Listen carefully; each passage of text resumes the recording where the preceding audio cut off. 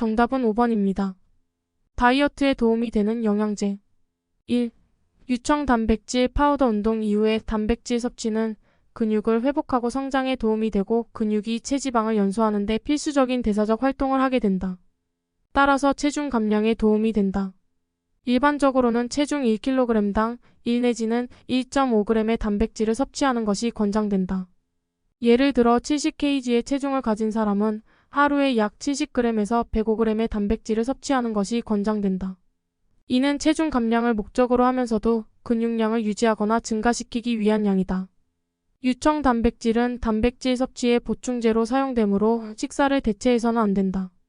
일반적으로는 운동 전후 또는 식사 대용으로 유청 단백질을 섭취하거나 스무디나 요거트 등과 함께 섭취하는 것이 좋다. 유청 단백질 다이어트에 대한 메타 분석 논문으로는 2018년 연구가 있다. 이 논문에서는 13개의 랜덤화된 임상 연구가 분석되었고 유청 단백질 추가 섭취가 체중 감량 및 체지방 감소에 유의미한 영향을 미친다는 결론을 도출했다. 또한 2021년도의 리뷰 논문에서는 유청 단백질 섭취가 과체중 및 비만 성인에서 심혈관 질환 및 간 건강 등에도 긍정적인 영향을 미칠 수 있다는 결과가 나왔다. 2.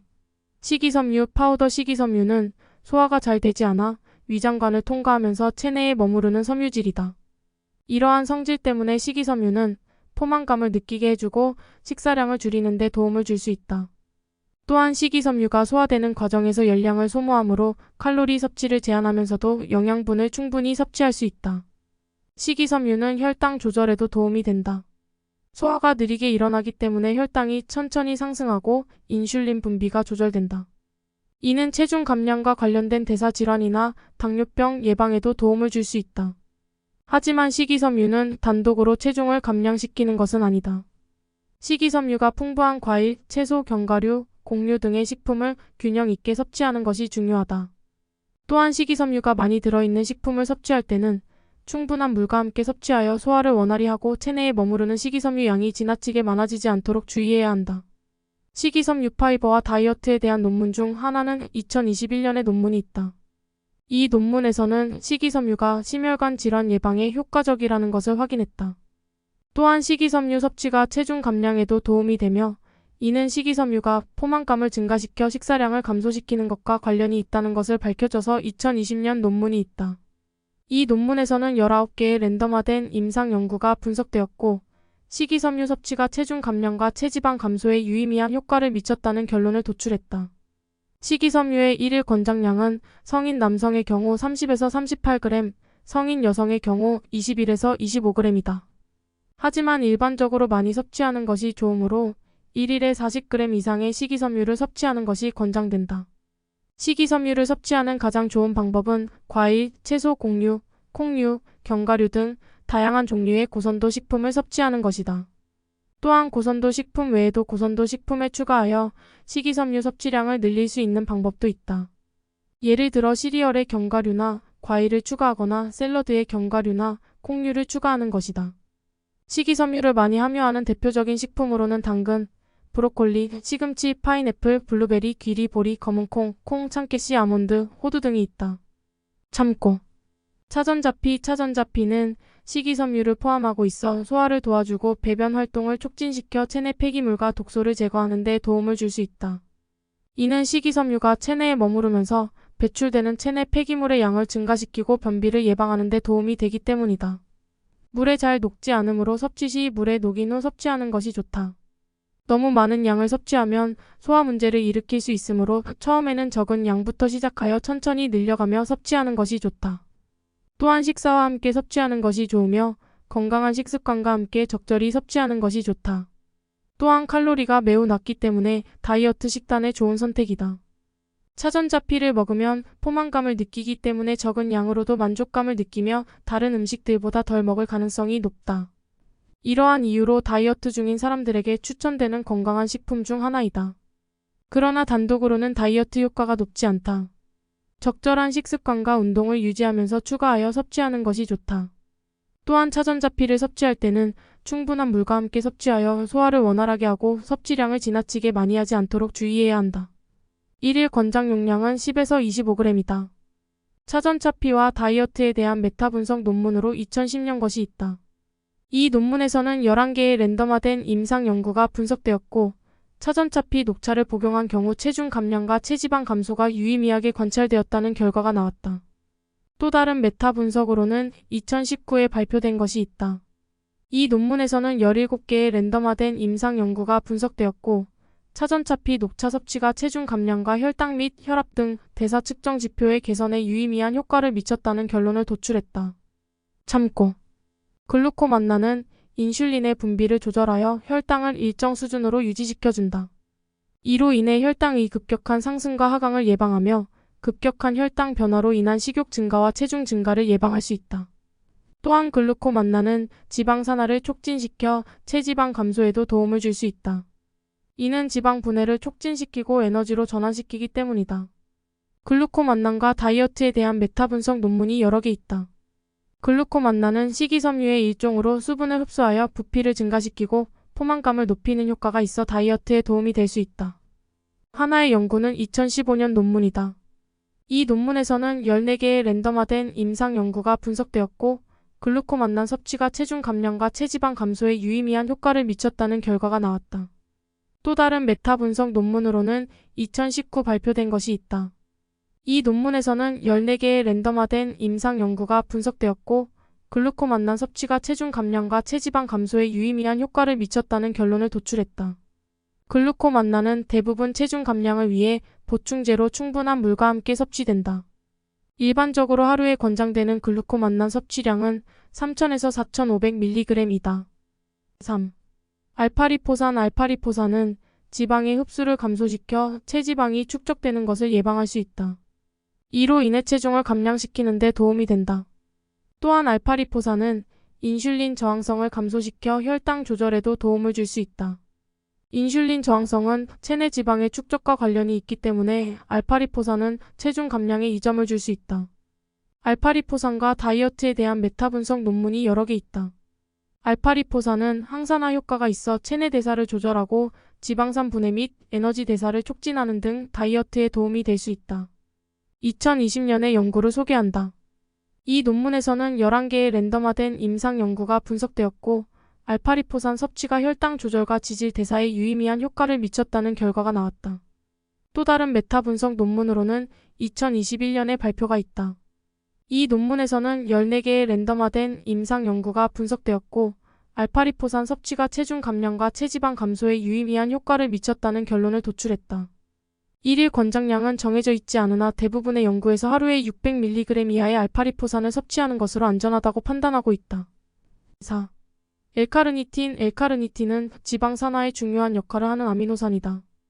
카르니틴은 체내 지방을 연소시켜 에너지로 전환하는 데 도움을 주어 체지방 감량을 돕는 보충제로 알려져 있다. 그러나 최근의 연구 결과에 따르면 카르니틴 보충제가 체지방 감량에 큰 효과를 보여주지는 않는 것으로 나타났다. 그러나 카르니틴이 에너지 생산에 관여하고 있으므로 운동 성능 향상에 도움을 줄 수 있다. 특히 유산소 운동을 하는 경우 카르니틴 섭취가 권장된다. 또한 카르니틴은 심장 건강에도 도움이 될 수 있다. 하지만 카르니틴 섭취에 대한 권장량은 일반적으로 500에서 2000mg 이하이다. 카르니틴과 다이어트에 대한 메타 분석 논문이 여러 개 있다. 카르니틴은 지방산 분해 및 에너지 대사에 관여하여 체내 에너지 소비를 증가시켜 체중 감량에 도움이 될 수 있다. 2016년 논문을 소개한다. 이 논문에서는 37개의 랜덤화된 임상 연구가 분석되었고, 카르니틴 섭취가 체중 감량과 체지방 감소에 유의미한 효과를 미쳤다는 결과가 나왔다. 그러나 이러한 효과는 카르니틴 섭취량, 연구기간, 대상 인구 등에 따라 차이가 있을 수 있다는 제한사항이 언급되었다. 또 다른 메타 분석을 한 논문으로는 2019년 판이 있다.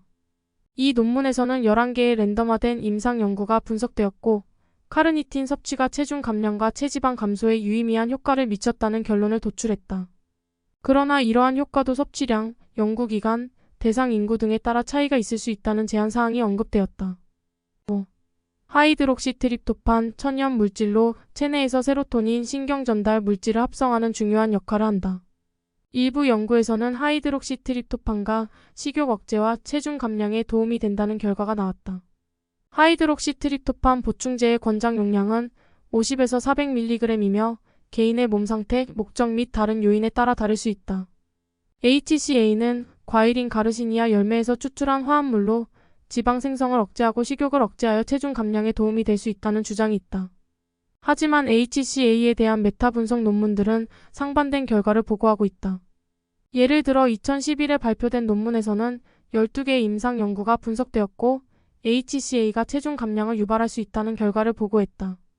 그러나 연구의 품질이 낮은 경우가 많았으며 다른 논문에서는 HCA의 효과가 미미하거나 통계적으로 유의하지 않았다는 결론을 내리고 있다. 또 다른 메타 분석 논문으로는 2019년에 발표된 것이 있다. 이 논문에서는 13개의 임상 연구가 분석되었고 HCA가 체중 감량에 유의미한 효과를 미치지 않는다는 결과를 도출했다. 따라서 HCA의 다이어트 효과에 대한 메타 분석 논문들은 결과가 상반되는 경우가 많으며 연구 품질, 대상 인구, HCA 섭취량 등에 따라 결과가 달라질 수 있으므로 주의가 필요하다. 6. 시서스는 대사를 촉진하고 체중 감량을 돕는 다양한 천연 원료를 조합한 다이어트 보충제이다. 주성분으로는 녹차 추출물, 카르니틴, 카페인 등이 들어가며 이들 원료는 체지방 분해 및 산화, 식욕 억제, 대사 촉진 등의 역할을 한다. 시부트라민은 중추신경계 작용성 다이어트 약물로 식욕 억제와 대사 촉진 효과가 있어 체중 감량에 효과적이라고 주장되고 있다. 하지만 시서스는 심혈관계 부작용이 발생할 가능성이 있어서 몇몇 국가에서는 처방이 금지되었다. 이에 따라 시서스의 다이어트 효과에 대한 메타 분석 논문들도 많이 발표되었고 이들 논문들의 결과도 상반된 결과를 보고하고 있다. 2010년에 발표된 이 논문에서는 34개의 임상 연구가 분석되었고 시서스가 체중 감량을 유발할 수 있으며 심혈관계 부작용도 적다는 결과를 보고했다. 그러나 이 논문에서 분석한 연구들 중 일부는 연구 품질이 낮은 경우가 있었다. 반면 2006에 발표된 이 논문에서는 시서스가 체중 감량에 효과적이지만 부작용이 많이 발생한다는 결론을 내리고 있다. 이 논문에서는 시서스를 복용한 환자들이 고혈압, 심장질환, 뇌혈관 질환 등의 부작용을 경험할 가능성이 높다고 말하고 있다. 따라서 시서스의 다이어트 효과에 대한 메타 분석 논문들도 결과가 상반되고 시서스가 부작용을 일으킬 가능성이 있어서 사용에 대한 주의가 필요하다. 7.